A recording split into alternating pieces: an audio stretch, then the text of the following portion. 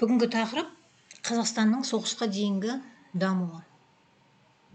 1939 жылы партияның 18-ші съезінде КСРО-ның индустриялық қуатын кеңейту, қорғаныс қабілетін нығайту бағыты көрсетілді.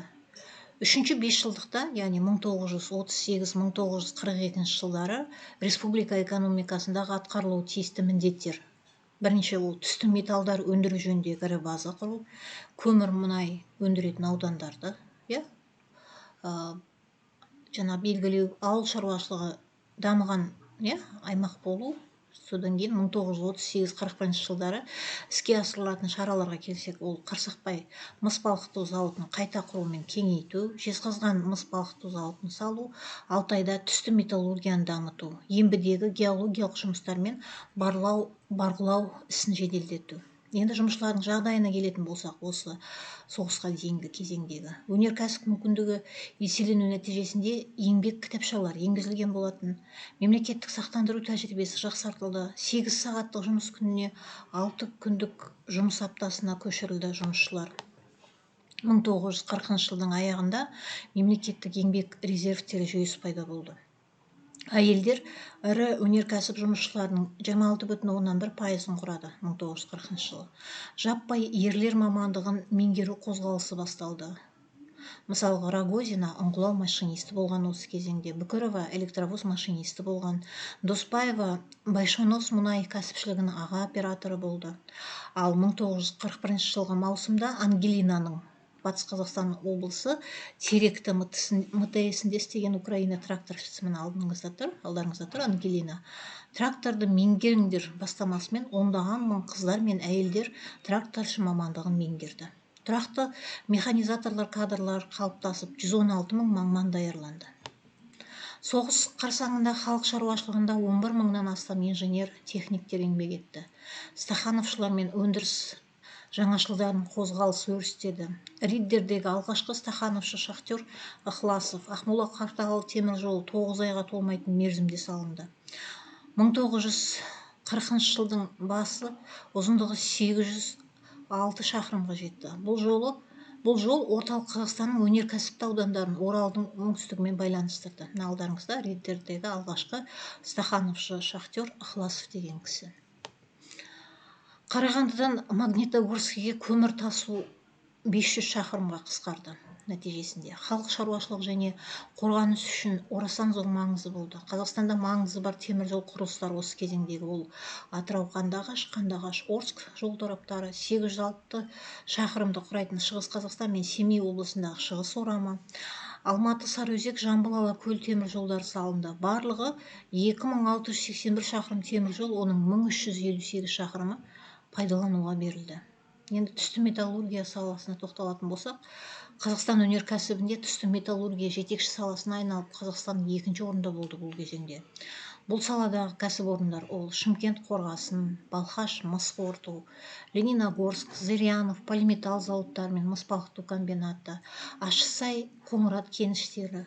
Ал салынып жатқан құрылыстарға тоқталатын болсақ, осы кезеңде ол Ақтөбе ферроқорытпа зауыты, Текелі полиметаллургия, Жезқазған мыс балқыту комбинаттары. Лениногор комбинаты, Қарсақпай, Ертіс мыс балқыту зауыттары қайта құрылды. Шымкент Қорғасын зауытының қорғасыны одақтағы ең таңдаулы деп танылды.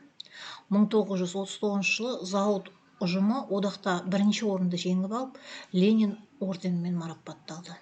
Қазақстан одақ көлемінде қорғасын өндіруден 1-ші орын, мұнай мен көмір өндіруден 6-ші орынға шықты. 1940 жылы 2580 ірі кәсіпорын жұмыс істеп, индустрияның жалпы өнімі 1940 жылы 1913 жылмен салыстырғанда 7,9 есеге өсті. 1940 жылы Қазақстан одақ бойынша көмірдің 4,2%, мұнайдың 2,2%, қорғасынның 87%, мыстың 21% өндірді. Соғыс алдындағы жылдарда орталық Қазақстанның өнеркәсіпті шикізат аймағы қалыптасты. Ауыл шаруашылығына келетін болсақ, соғыс алдындағы жылдарда ұжымшар құрылысы дамыды. 41 мыңнан астам трактор, 11,8 мың комбайн, 14 мың жүк автомобильде жұмыс істеді. Ауыл шаруашылық техникасы 330 МТС және 194 совхозға шоғырландырылды. 116 мың механизатор, тракторшы, комбайншы даярланды. 1940 жылы жоғары және арнаулы орта білімі бар 4600 агроном, зоотехник, мал дәрігері, орманшы болған. Енді осы кезеңдегі суландыру жүйесіне келетін болсақ, халықтық құрылыс әдісімен 100 мың колхозшы каналдар мен суландыру жүйелерін салуға қатысты. 1938-40 жылдары 145 мың гектардан астам жаңа суармалы жер игерілді. Батыс Қазақстанда жайық көшім каналы салынды. Бетпақдаланы игеру жедел қарқынмен жүргізілді. Енді құрылысқа келетін болсақ, 1938-40 жылдары республикада тұрмыстық қызмет көрсету орындары салынды. 3100-ден астам дүкен, 600-ден астам асхана, ресторан, 200 жаңа емхана, 120 аурухана. Үшінші бесжылдықтың жарты жылында тұрғын үй құрылысына жұмсалған қаржы 876 миллион сом. Екінші бесжылдықта 351 миллион сом болған. 1938-40 жылдардағы шешілмеген мәселелерге келетін болсақ, бұл мал шаруашылығының дамуы артта алды. Ұжымшар өндірісінде материалдық ынталандыру баяу енгізілді. Ауыл шаруашылық мамандары тұрақтамады. Ұжымшар өмірінде демократия жеткілікті дамымады. Экономиканы соғысқа бейімдеп қайта құруға келетін болсақ, соғыстың алғашқы жылдарынан бастап біздің республика экономикасы соғыс жағдайына көшірілді, яғни милитарландырылды. Бейбіт мақсаттарға жұмсалатын қаржы мейлінше қысқартылды. Көптеген кәсіпорындар қорғаныс өнімдерін шығара бастады. Майданға жақын өңірлерде 220 зауыт пен фабрика, цехтар мен артельдер Қазақстанға көшірілді. Тамақ өнеркәсібінің 54 кәсіпорны көшіріп әкелінді. Жеңіл және тамақ өнеркәсібінің, тоқыма өнеркәсібінің 53 кәсіпорны көшіріп әкелінді. Көшірілген кәсіпорындардың 20 шақтысы майдан қажетіне лайықтап қайта құрылды.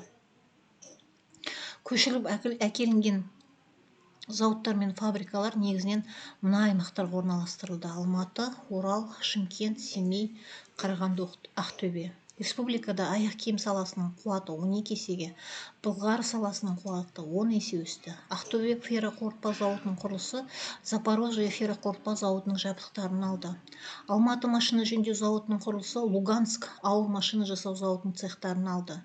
Оңтүстіктегі тамақ өнеркәсібінің құрылысы Украинаның 14 қант зауытының жабдықтарын алды. Көшірілген кәсіпорындар негізінде пайда болған салалар ол білдек, яғни станок жасау, оқ-дәрі өндіру.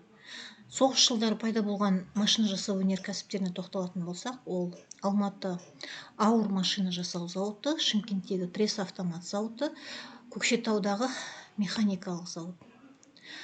Енді КСРО төңірегіне жұмыс күшін тартуға келетін болсақ, республика жұмыс штабының қатарына одақтас республикалардан мамандар келіп қосылды.